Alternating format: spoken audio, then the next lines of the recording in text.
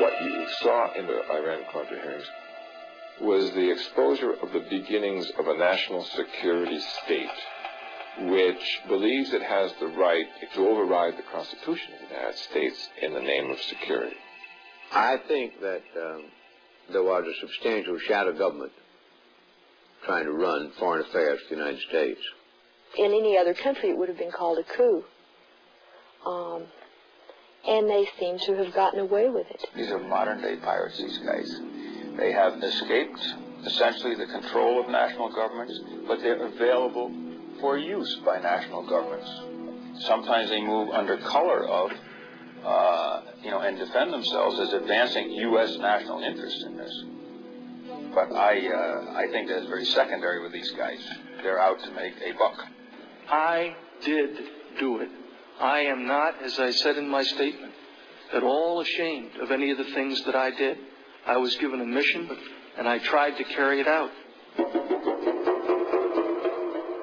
The Iran-Contra hearings, convened in May 1987 by a special joint committee of the United States Congress to investigate the sale of U.S. weapons to Iran and the illegal diversion of money to the Contras. Often, the official explanation seemed inadequate and contradictory. Our government has a firm policy not to capitulate to terrorist demands, that no concessions policy remains in force. In spite of the wildly speculative and false stories about arms for hostages and alleged ransom payments, we did not, repeat, did not trade weapons or anything else for hostages, nor will we. Despite Reagan's denials, investigations soon revealed that arms had been traded for hostages held in the Mideast. A few months ago, I told the American people I did not trade arms for hostages. My heart and my best intentions still tell me that's true, but the facts and the evidence tell me it is not. Only days later, it was further revealed that the arms to Iran had been severely marked up. Some of the profits had been illegally diverted to support the Contras, a guerrilla force organized by the CIA fighting the Nicaraguan government. The Reagan administration had a major scandal on its hands. The use of U.S. government money for supporting the overthrow of the Nicaraguan government was specifically prohibited when Congress enacted the Boland Amendment in 1984. Even though it remained in effect until 1986, millions of dollars in profits from Iranian arms sales were secretly diverted to the Contras during this period through contacts with middlemen such as Moniker Gobanifar. Did these hearings uncover the full story behind the Contragate scandal?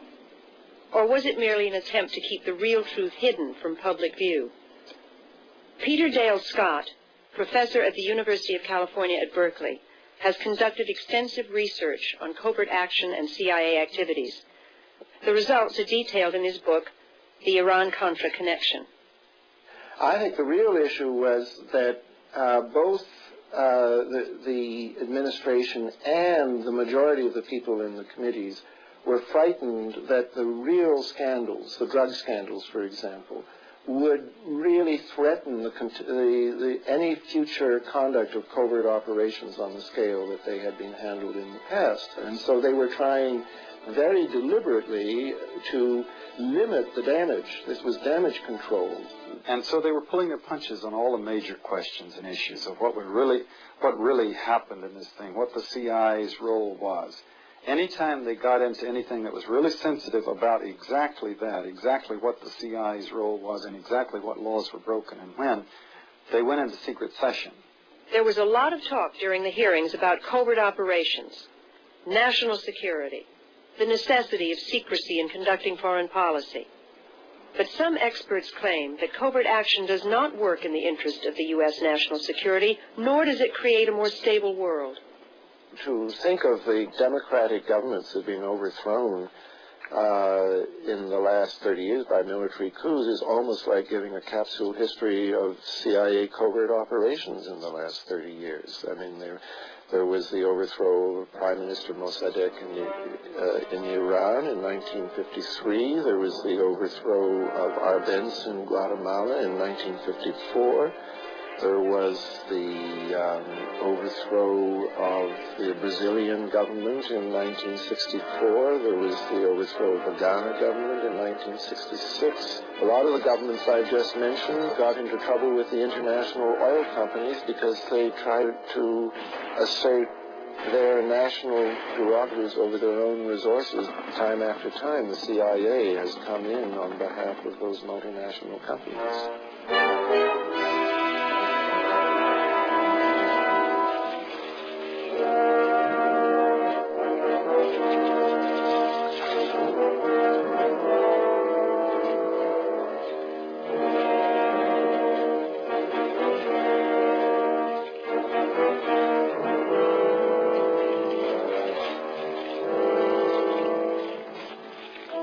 You start a huge covert war that you intend is going to be secret. It's not secret from the Russians, certainly not secret from the Laotians who are getting shot at, or the Angolans, or the Nicaraguans, or whoever it is. It's covert from the American taxpayer and voter. And a lot of people make a lot of money off of it. And it attracts criminals, and it has every single time. Who are the names, the faces, behind these covert activities? Some, like Oliver North, General Secord, Albert Hakim, are practically household names. But Daniel Sheehan, chief legal counsel for the Christic Institute, a public interest law firm, believes there are other influential players involved. There exists, in operation now, a secret team of some 24 men, former Central Intelligence Agency covert operatives, former U.S. Pentagon arms suppliers, who have joined together in a private enterprise outside of the control of the American government, either the Congress or the President, who are mounting their personal wars around the world. Whether there is actually an organized secret team or simply a loose association of individuals, it is clear that there are a number of people who have been working actively behind the scenes in these covert operations. Some of the names are Theodore Shackley, who was Assistant Deputy Director of Operations for the Central Intelligence Agency as of 1976 under George Bush, who was CIA Director at the time. Thomas Clines, who worked as a case officer under Shackley in Miami and in Laos.